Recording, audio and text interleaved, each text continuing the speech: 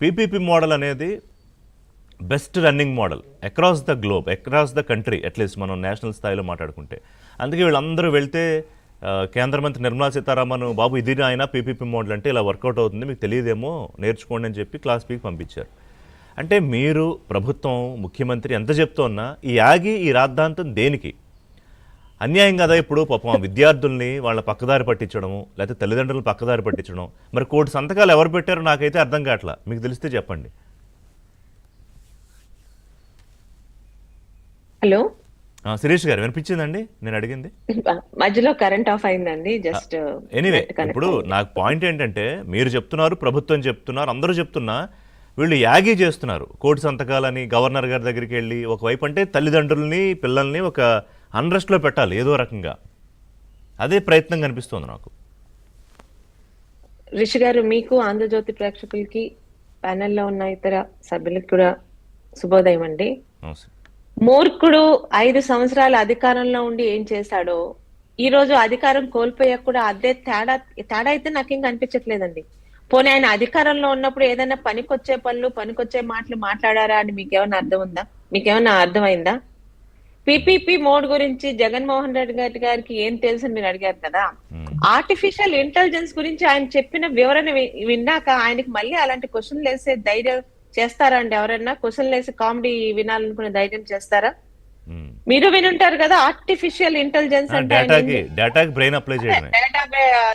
అలాంటి అతని గురించి మీరు ఇలాంటి పీపీపీ అని అలాంటి పీపీపీ మోడ్ గురించి ఇలాంటి గురించి అడిగి మన టైం వేస్ట్ ఇంకొక కామెడీ పీస్ లా తయారవుతున్నారు. ఈ రోజు 5 సంవత్సరాలు అధికారంలో ఉన్నప్పుడు ఎటువంటి పనులు చెయ్యకుండా రాష్ట్రాన్ని ఎలా అయితే దోపిడీ చేశారో, రాష్ట్రాన్ని ఎలా అయితే అరాచక పాలన చేశారో, ఈ రోజు అదే ప్రజలు 5 సంవత్సరాల అరాచక పాలనకి 11 సీట్లతో సరిపెడితే సిగ్గు లేకుండా కనీసం ప్రతిపక్ష హోదా లేకపోయినా నువ్వే ఏకైక ప్రతిపక్ష నాయకుడు అయ్యా, నువ్వు రా అసెంబ్లీ కంటే కూడా తప్పించుకొని ఈరోజు తిరుగుతున్న వ్యక్తి గురించి మీరు ఇంకెంతకన్నా ఏం ఆశిస్తారు? అంతేనా? ఈ రోజు మీరు అంటున్నారు ఋషికొండ గురించి మాట్లాడారు. ఈ రోజు ఋషికొండ డబ్బులు వేస్ట్ చేయడం కాదండి, మనందరం మర్చిపోయినట్టున్నాం కానీ మేము మర్చిపోలేదు, మర్చిపోనివ్వం కూడా. 3 రంగులు 3 రంగులు సచివాలయాలకి ప్రభుత్వ కార్యాలయాలకి వేయడానికని ఆయన ఎన్ని కోట్లు తగిలేశారో మీరు మర్చిపోయారా? వాటి గురించి కానీ ఆ రోజు ప్రజాపక్షాలు కానీ కోర్టుకు వెళ్తే సుప్రీంకోర్టు హైకోర్టు అని లాయర్లకి ఎంత డబ్బు తగిలేసారో మనం మర్చిపోయామా? మర్చిపోనిస్తామా మేము? ఇది ప్రజా డబ్బు కాదా? ఈ రోజు ఋషికొండ గురించి చంద్రబాబు నాయుడు గారు దాన్ని ఏం చేయాలని ఇంత ఆలోచిస్తున్నారంటే దాన్ని ఏం చేసినా అందులో ప్రతి ఒక్క రూపాయిని ఎలా తీసుకురావాలని. దీనికి ఒకే ఉదాహరణ చెప్తానండి. ప్రజా సదన్ ని ఎలా పగలగొట్టారో మర్చిపోయారు ఋషి గారు. అదే చంద్రబాబు నాయుడు గారు ప్రజల గురించి కట్టించిందని మర్చిపోయి చంద్రబాబు నాయుడు గారి మీద కసితో ముఖ్యమంత్రి అయిన మొదట్లోనే పగలగొట్టాడు. దాని బదులు నువ్వు అది ఏదైనా ఉపయోగించుకోవచ్చు కదా. ఆ రోజు కరోనా వచ్చినప్పుడు దాన్ని ఒక కరోనా సెంటర్ కింద ఉపయోగించుకోవచ్చు కదా, అక్కడ ఎవరికైనా ఆశ్రయం కల్పించవచ్చు కదా. నిర్దాక్షణంగా దానికి ఎన్ని కోట్లు ఖర్చు పెట్టారో చూడకుండా దాని ఈ రోజు స్థితిలాలు అక్కడ ఉన్నాయి.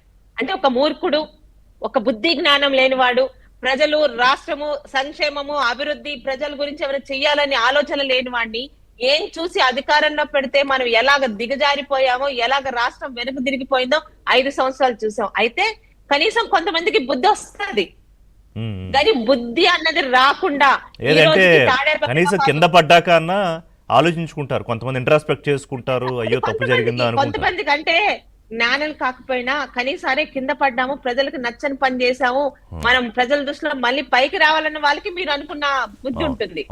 అసలు మూర్ఖంగా ప్రవర్తించే వ్యక్తికి ఆ రోజు అధికారంలో ఉన్నా కూడా ప్రజల మధ్య రావాలంటే ఆఖరికి తన ఇంటి నుంచి అసెంబ్లీకి రావాలంటే 2 వైపు పోలీసులు ఇనుప దాని ఏమంటారు రాడ్లు పెట్టుకొని ప్రజలకి దూరంగా వెళ్ళిన వ్యక్తి ఈ రోజు ఓడిపోయిన వెంటనే కర్ణాటకకి మకాం మానేసి ఆఖరికి ఇప్పుడు తాడపల్లి ఆఫీస్ కూడా అక్కడికి మార్చేశారని మరి సోషల్ మీడియాలో చూసాం. నిజమో అబద్ధం తెలియదు, ఎందుకంటే అక్కడ కూడా అబద్ధాలు వస్తున్నాయి. అలాంటి వ్యక్తి గురించి మీరు ఏం ఆశిస్తామండి? ఇక మీరు నా ప్రాబ్లం ఏంటంటే శిరీష్ గారు, అంటే ఆయన ఇప్పుడు 1 కోటి సంతకాలను హడావుడి చేసి నిన్నంతా హంగామా చేస్తే ఎక్కడ ప్రభుత్వం చెప్తున్న విషయం ప్రజలకి అర్థం కాకపోతుందేమో, లేకపోతే ఇంకా మీరు లేకపోతే అధికారుల స్థాయిలో ఎప్పుడు ముఖ్యమంత్రి చెప్తున్నట్టు ఇంకా క్లియర్గా ఎక్స్ప్లెయిన్ చేయాలేమో అనే దానికోసమే. అంటే అట్లీస్ట్ ఒక పాకెట్ ఆఫ్ పీపుల్ అన్నా ఇది నిజమేమో, అయ్యబాబు ఏదో అన్యాయం జరిగిపోతుంది అనుకుంటారేమో అని మనం చెప్పాలి.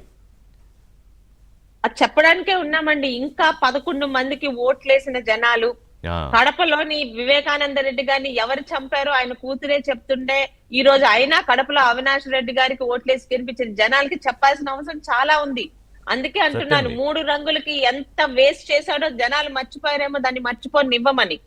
ప్రజాధనాన్ని నీళ్ళలా ఖర్చు పెట్టి ఈ రోజు మీరు 1,00,00,000 సంతకాలు అంటున్నారు కదండి, ఆ కామెడీ కూడా చెప్తాను. మ్మ్. మా శ్రీకాకుళం పార్లమెంటు నియోజకవర్గంలో గత సండే రోజు భావనపాడు బీచ్ కి వెళ్ళిన జనాలకి అక్కడున్న ఒక నాయకుడు కుర్చేసి కూర్చొని బాబు కనీసం సంతకాలు పెట్టండి వెళ్ళండి అన్న కామెడీ సీన్ మేము అందరం చూసాం. మ్మ్. అది వాళ్ళ 1,00,00,000